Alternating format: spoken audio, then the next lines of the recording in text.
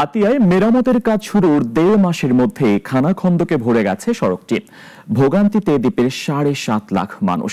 সংস্কারের নামে সরকারি টাকা লুটপাটের অভিযোগ জানিয়ে সড়কটি পুনরায় সংস্কারের দাবি স্থানীয়দের। শামীমুজ্জামান শামীমের রিপোর্ট, জানাচ্ছেন শাশ্বতী সরকার। দুর্ঘটনা এড়াতে ও মানুষের ভোগান্তি লাঘব করতে চলতি বছরের মে মাসে ১,৬০,০০,০০০ টাকা ব্যয়ে হাতিয়ায় শুরু হয় সড়ক সংস্কারের কাজ। প্রধান সড়কের আফাজিয়া বাজার থেকে জাহাজমারা বাজার পর্যন্ত ক্ষতিগ্রস্ত অংশগুলোতে কাজ শুরু করে সড়ক ও জনপথ অধিদপ্তর।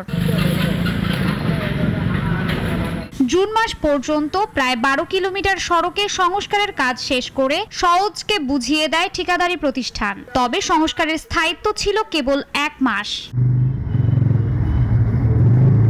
আগস্টের মাঝামাঝি সময় থেকে ক্ষতিগ্রস্ত হতে থাকে সড়কটি। খানাখন্দে ভরে গেছে পুরো রাস্তা। ছোট বড় গর্ত থাকায় প্রতিনিয়ত ঘটছে দুর্ঘটনা, ক্ষতিগ্রস্ত হচ্ছে যানবাহন।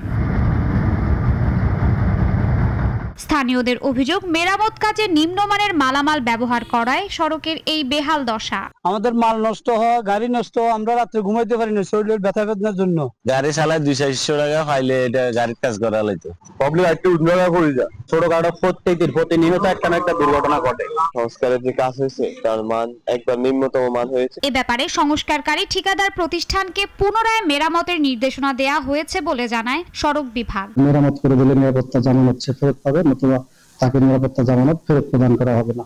সেই হিসাবে আমরা যেহেতু তাকে রিমাইন্ডার দিয়েছি, আমরা অপেক্ষা করছি সে মেরামত করে গেলে, নতুবা তাকে আবারও রিমাইন্ডার দেওয়া হবে। দ্রুতই সড়কটি পুনরায় সংস্কার ও এই অনিয়মের সাথে জড়িতদের বিচারের দাবি স্থানীয়দের।